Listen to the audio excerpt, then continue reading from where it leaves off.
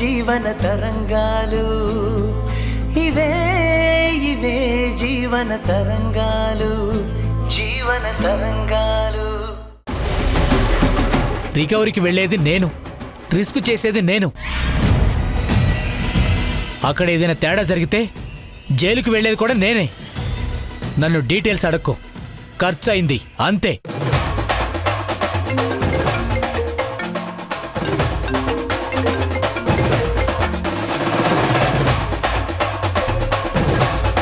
నీలకంఠ గారు, కొద్దిగా టెన్షన్లో ఉన్నాను, తర్వాత చేయండి.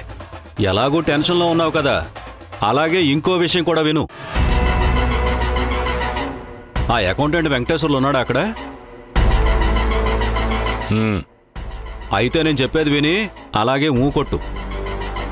ఆ అసిస్టెంట్ కమిషనర్ దేవిక ఈ అకౌంటెంట్ వెంకటేశ్వర్ల ఇంటికి వెళ్ళిందంట. ఏం క్లూ కోసం వెళ్ళిందో ఏమో, నాకు income tax inspector Prabhakar phone చేసి చెప్పాడు. సరే,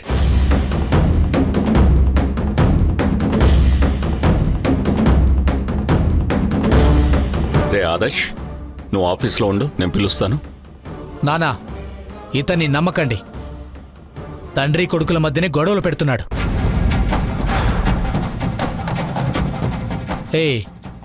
మీ కొడుకుది ఇది లాస్ట్ సెమిస్టర్ కదా, నీకు ఒక్కడే కొడుకు కదా?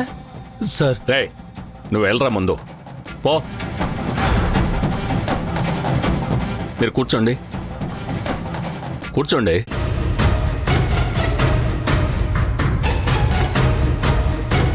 సార్, మీకు చేతులెత్తి మొక్కుతాను. నేను చాలా భయస్తుణ్ణి. నాకున్నది ఒక్కడే కొడుకు. ఇంత జరుగుతున్నా నాకెందుకు చెప్పలేదు? ఇదేంటి సార్, తప్పంతా నా మీద వేస్తున్నారు? అవునండి, తప్పంతా మీదే. జీతం ఇస్తుంది నేను, కంపెనీకి మీరు రెస్పాన్సిబుల్ పర్సన్గా ఉండాలి కదా. ఇందులోకి నా కొడుకు ఇన్వాల్వ్ అవ్వచ్చు, నా భార్య ఇన్వాల్వ్ అవ్వచ్చు, కానీ వాళ్ళు ఏం చేస్తున్నారో నాకు చెప్పాలి కదా. పొమ్మలు లేక పొగబెడుతున్నట్లు మాట్లాడుతున్నారు. నేను మీకు నచ్చడం లేదు కదా? అవును, నచ్చడం లేదు. అంటే రేపటి నుంచి మీరు రావాల్సిన అవసరం లేదు. నేను నా కొడుకును వదులుకోలేను, కానీ అకౌంటెంట్ వదులుకోగలను. ఇదే న్యాయం సార్? ఇలా అన్యాయం చేశానని నా మీద రివెంజ్కి ప్లాన్ చేయకండి.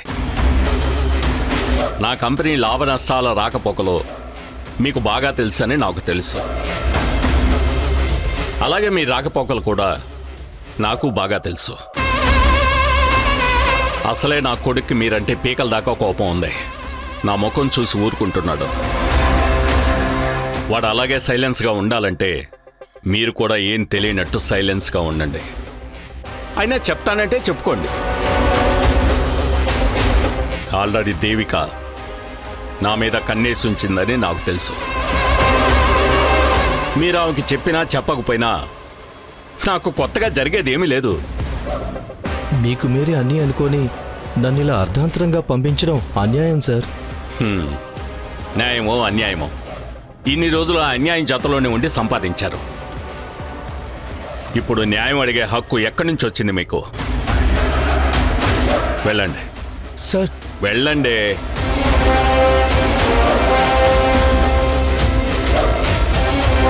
ఆగండి. దేవిక మేడం మీ ఇంటి దగ్గరికి వచ్చారంటే మీరు ఆవిడికి ఎంత దూరంగా ఉంటే అంత మంచిదే. ఇక వెళ్ళండి.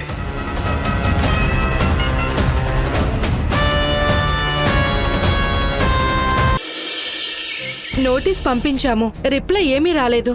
తిరిగి మనకే ఒక నోటీస్ పంపించారు, విడాకులు కావాలని. మాకు కూడా ఒక కాపీ వచ్చిందమ్మా. అందులో రాసిందంతా నిజమేనా? లేదు, అన్నీ పచ్చి అబద్ధాలు. విడాకులకు కారణాలు ఏమీ లేవు, అందుకే అబద్ధాలు రాసి పంపించారు. సరే, మీరు ప్రొసీడ్ కండి. ఏం జరుగుతుందో చూద్దాం. ఏమవుతుంది? మీ కూతురు చట్ట ప్రకారం తన భర్తతో కలిసి కాపురం చేసే హక్కు అడిగారు. కానీ మీ అల్లుడు మీ అమ్మాయితో కలిసి జీవించే యోగ్యత లేదని నోటీస్ పంపించాడు. అదంతా అబద్ధమని తెలుసు, కానీ అది అబద్ధమని ఎలా నిరూపించగలం? అయితే ఇది ఇంతటితో ఆగిపోదా? ఆగదు. మరేం చేయమంటారు? ఇప్పటికి కూడా నేను చెప్పేది ఒక్కటే, కూర్చొని మాట్లాడుకొని ప్రాబ్లం సాల్వ్ చేసుకోండి అని. తను రాడమ్మా, అది జరగని పని. ప్రయత్నం చేయండి. సరే అమ్మా, అది మేం చేయాల్సిన పని. సమయం సందర్భం చూసుకుని చెప్తాం. ఇప్పుడు చట్ట ప్రకారం ఏం చేయాలో అది చెప్పండి. ఒక కేస్ ఫైల్ చేస్తాను, వాళ్ళు కూడా కేస్ ఫైల్ చేయొచ్చు. మనం ఏం చెప్పాలనుకుంటున్నామో అది చెప్పాలి, వాళ్ళు ఏది చెప్పాలనుకుంటున్నారో అది చేస్తారు. ఇంకెన్ని రోజులు టైం పడుతుంది? ఇన్ని రోజులని చెప్పలేము. సరే అమ్మా, ఎన్ని రోజులైతే అన్ని రోజులు జరగనివ్వండి. మీరు ఫీజు గురించి ఆలోచించకండి, నేను ఎంతైనా ఇస్తాను. ఫీజు గురించి నేను ఆలోచించటం లేదు. ఇలాంటి కేసుల్లో తవ్వుకుంటూ పోతే ఎవ్వరికీ సుఖముండదు. ఇదేం ఆస్తులు గొడవో ఒకరిపై ఒకరు అటాక్ చేసుకున్న కేసో కాదు. అందులో తప్పు ఎవరిదో ప్రూవ్ చేయటానికి ఎవిడెన్స్ ఉంటాయి. వాటి ఆధారంగా తప్పు చేసిన వారికి శిక్ష పడుతుంది. కానీ విడాకుల కేసు అలా కాదు. ఇక్కడ ఎవరిది తప్పో ఎవరిది ఒప్పో తెలీదు. మనకు మనమ్మాయే కరెక్ట్, వాళ్ళకి వాళ్లే కరెక్ట్. చివరికి ఎవరిది తప్పు ఎవరిది ఒప్పు అని తెలిసినా ఏం ప్రయోజనం ఉండదు. కేసు జరుగుతున్నన్ని రోజులు ఇద్దరూ నరకం చూడాలి. వేరే దారి లేదమ్మా. మొండి పట్టుదలవారు మీరు. నాది కాదు, మా అల్లుడిది పట్టుదల. ఆయన దృష్టిలో నేను అపరాధి, అందుకు శిక్ష పడాలి అని చూస్తున్నాడు. నా బిడ్డని నేను పూర్తిగా వదులుకుంటున్నానని నాతో చెప్పించాలని చూస్తున్నాడు. అలా చేస్తే అతడి దృష్టిలో నాకు తగిన శాస్తి జరిగినట్టు. అందుకే ఇదంతా చేస్తున్నాడమ్మా. కాని నాతో చెప్పించాలని నాపై ఇలా కక్ష కట్టడం తప్పు కదా. దానికి వ్యతిరేకంగానే పోరాడాలనుకుంటున్నాను. కాని అందుకు కావలసిన తెలివితేటలు నాకు లేవే. అందుకే నేను చట్టాన్ని ఆశ్రయించాను. సరే, పేపర్స్ రెడీ చేస్తాను. మీ అమ్మాయిని వచ్చి సంతకం పెట్టమనండి. అలాగే. అయితే అమ్మాయికి ఖర్చులు ఇప్పించడం గురించి, డబ్బు గురించి కాదు, అతడికి తెలిసి రావాలి కదా. అందుకు ముందు మనం రెస్టిట్యూషన్ ఆఫ్ కంజుగల్ రైట్స్ ప్రకారం కేసు వేద్దాం. దాని ప్రకారం భార్యకు భర్తతో జీవించే హక్కు కల్పిస్తుంది. ఆలోపు అమ్మాయికయ్యే ఖర్చుల గురించి మనం డబ్బులు అడగొచ్చు. అలాగే పెళ్లికి చేయించిన నగలు అతని దగ్గరే ఉన్నాయి. అడగండి, ఇస్తారు. ఆయన దొరకడమే లేదు. ఆయన లాయర్తో నేను మాట్లాడతాను. మాటలతో వినకపోతే కోర్టులో అడిగితే సరిపోతుంది. ఆలోగా ఒక పిటిషన్ రెడీ చేయండమ్మా. పెళ్లికిచ్చిన నగలు, ఫర్నిచర్ అన్నీ వెనక్కివ్వమని చెప్పండి. భార్యనే వద్దనుకున్నవాడు వాటిని అమ్మడని గ్యారంటీ ఏంటి? ఊరంతా చెప్పుకుని తిరుగుతున్నాడంట నేనేదో చేయకూడని పని చేశానని. ఎవరూ చేయని పని నేనేం చేయలేదు కదమ్మా. అందరి ముందు అవమానించాడు. పెళ్లినాటి ఫర్నిచర్ అంతా తిరిగి పంపిస్తుంటే అతడికి తెలిసొస్తుంది ఆ బాధ అంటే ఏంటో, అవమానం అంటే ఎలా ఉంటుందో.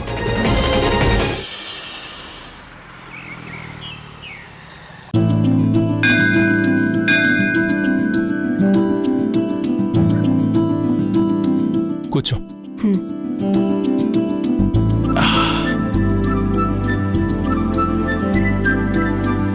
దర్శనం బాగా జరిగింది కదా? అవును, మనసు చాలా పీస్ఫుల్గా ఉంది. ఇక నుంచి రెగ్యులర్గా టెంపుల్కి వచ్చేలా ప్లాన్ చేద్దాం.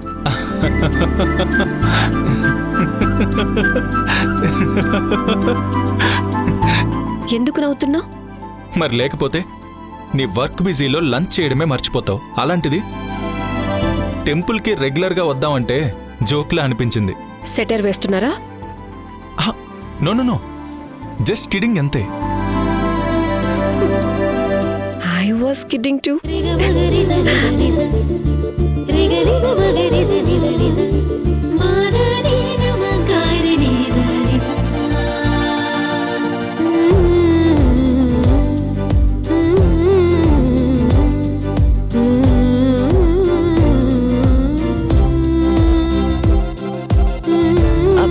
అయ్యో, దర్శనం చేసుకునే హడావుడిలో చిన్న మొక్కొకటి మర్చిపోయాను. 5 minutes కళ్యాణ్, పక్కనే ఉన్న చెట్టుకి ప్రదక్షిణలు చేసొస్తాను. ఓ, నేను రానా? పర్వాలేదు, నేను వచ్చేస్తాను. ఇది ఇక్కడ పెడుతున్నా.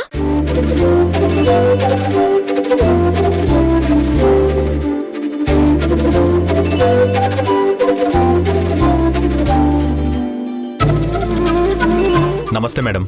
నమస్తే. అప్డేట్ ఏంటి? మేడం, ఈ పెన్ డ్రైవ్లో నీలకంఠానికి సంబంధించిన అందరి బినామీల డీటెయిల్స్ ఉన్నాయి. తీసుకోండి మేడం.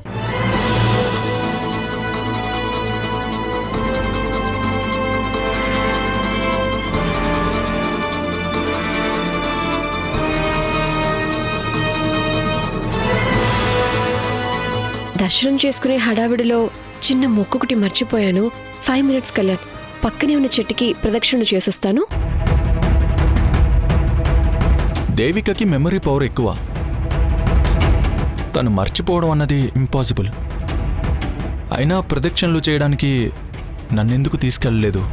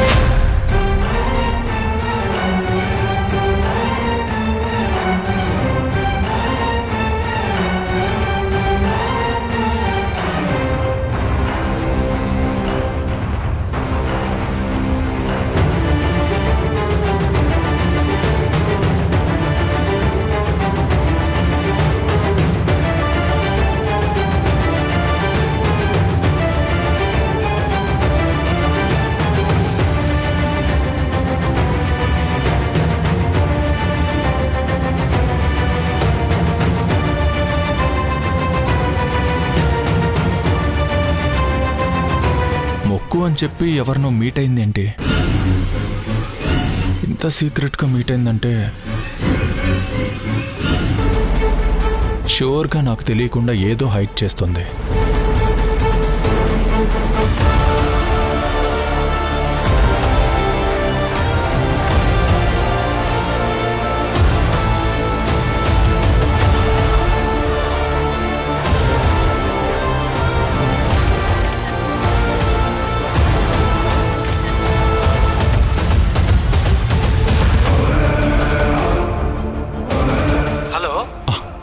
రే మాధవ్, నీకు ఫోటో వాట్సాప్ చేశాను. ఇమీడియట్గా ఆ పర్సన్ డీటెయిల్స్ నాకు కావాలి. ఫాస్ట్ రా. ఓకే.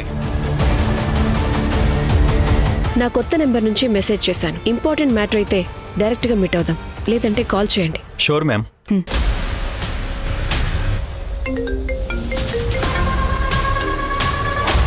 హలో రే, ఆ ఫోటో డిటెక్టివ్ సంతోష్ది. డిటెక్టివా? జనరల్ గా ఎవరి మీదైనా స్పై చేయడానికి అతను అపాయింట్ చేసుకుంటారు. Okay Madhav, thank you. Okay.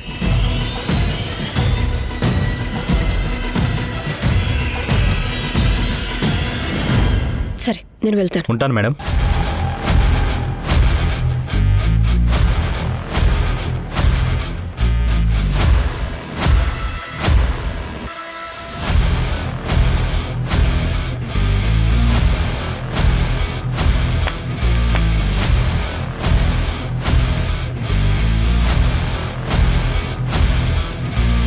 Sorry Kalyan, కొంచెం లేట్ అయింది.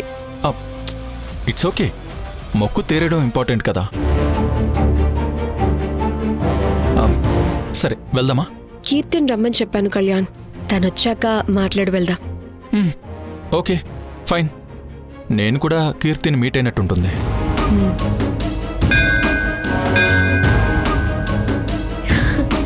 హాయ్. హాయ్. హాయ్. అబ్బా, మీ ఇద్దరిని ఇలా చూడడం ఐ ఫీస్ట్ లా ఉంది.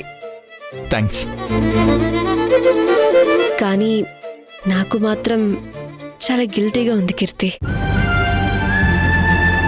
పెళ్ళి ఆగిపోయిన అమ్మాయి పడే బాధ ఎలా ఉంటుందో సాటి స్త్రీగా నేను అర్థం చేసుకోగలను. 1000 అబద్ధాలాడి ఒక పెళ్లి చెయ్యాలి అంటారు, కానీ నేను నా డ్యూటీ చేసి నీ మెళ్ళో 3 ముళ్ళు పడకుండా ఆపేశాను. ఆ బాధే నా మనసుని కాల్చేస్తుంది కీర్తి. మీ ఇంటి దాన్ని అయినా మీ ఇంటికొచ్చి నా బాధని మీతో చెప్పుకోలేని దుస్థితిలో ఉన్నాను. మీ డ్యూటీ మీరు చేశారు. Nothing wrong in that.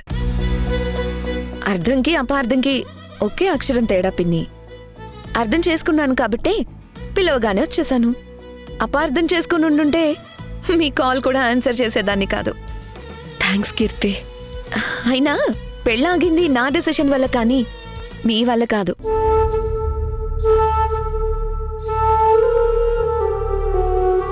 అమ్మ కూడా ఈ విషయంలో చాలా బాధపడుతుంది. గొడవలు ఎన్ని జరిగినా పెళ్లి జరుగుంటే బాగుండేది, కానీ ఆ తృప్తి కూడా దక్కలేదు. అప్పులు, కేసులు, వాటి వల్ల వచ్చే గొడవలతో ఇంట్లో అందరికీ మనశ్శాంతి కరువైంది. ఇంట్లో ఇవన్నీ చూడలేక బామ్మేమో దూరంగా వెళ్లాల్సిన సిచ్యుయేషన్స్ క్రియేట్ అయ్యాయి. టైం బ్యాడ్ అంటే ఇదేనేమో. ఐ అప్రిషియేట్ యూ కీర్తి. నవ్వే డేస్ ఏ అమ్మాయి అయినా ఎన్ఆర్ఐ సంబంధాన్ని వదులుకోదు. అలాంటి సంబంధం ఓకే అయితే లైఫ్ సెటిల్ అయిపోతుందని హ్యాపీగా ఫీల్ అవుతారు.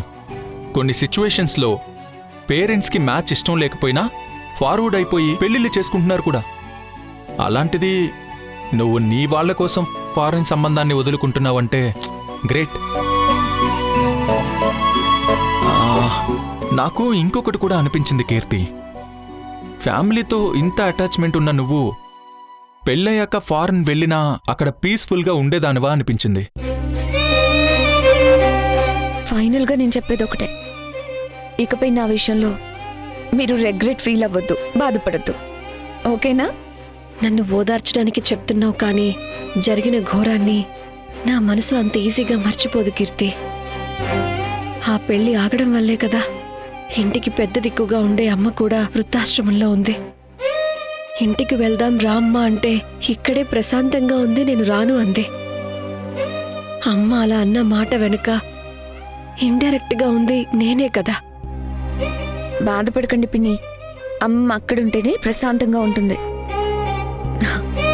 డోంట్ మైండ్, నాకు మీటింగ్ ఉంది, వెళ్తాను. బాయ్.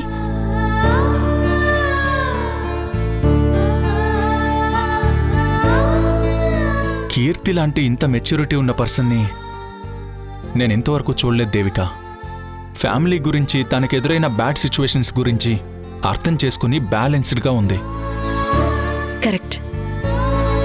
కానీ కీర్తి లాంటి కూతురు పుట్టినందుకు మా అక్క అదృష్టవంతురాలు అనాలో, పెళ్లి జరగనందుకు కీర్తి దురదృష్టవంతురాలు అనాలో నాకు తెలియట్లేదు కళ్యాణ్. పద వెళ్దా.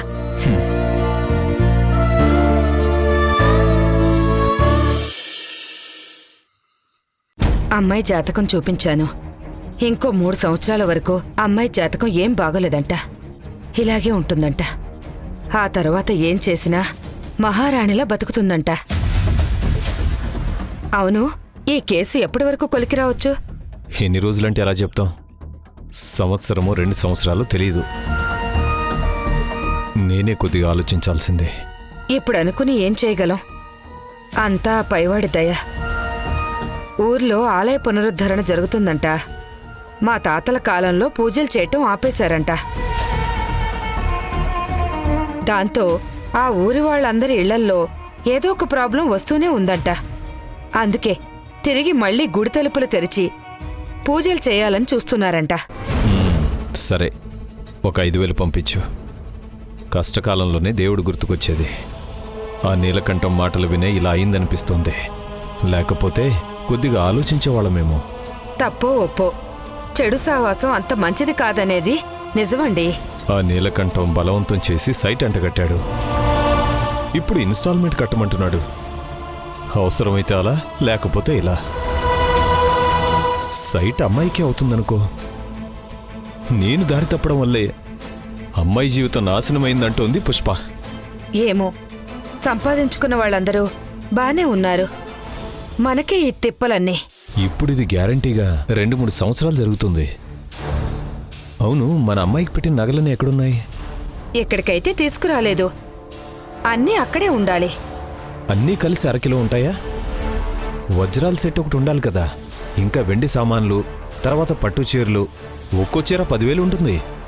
అల్లుడైతే వద్దన్నారు, దీనికి కావాలని తీసుకువెళ్ళింది. అప్పుడు వద్దన్నా అమ్మాయితో పాటు తనింట్లోనే అవన్నీ ఉంటాయని అతనికి తెలీదా? ఇప్పుడు అమ్మాయి ఇక్కడికి వచ్చేసింది.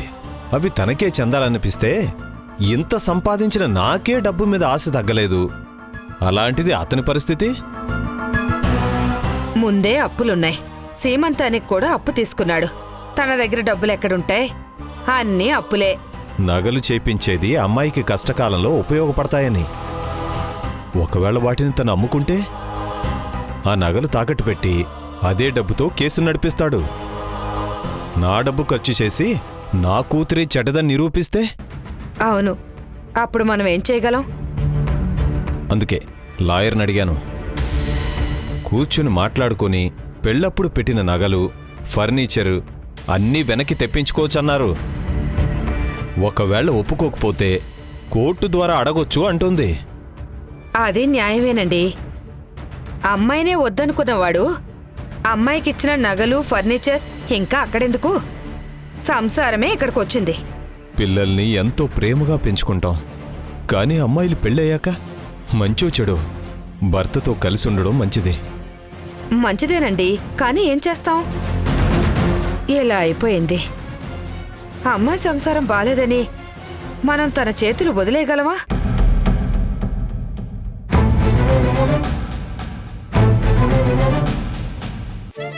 Bye Kalyan. Bye Devika. Devika bag వదిలేసావు. దేవిక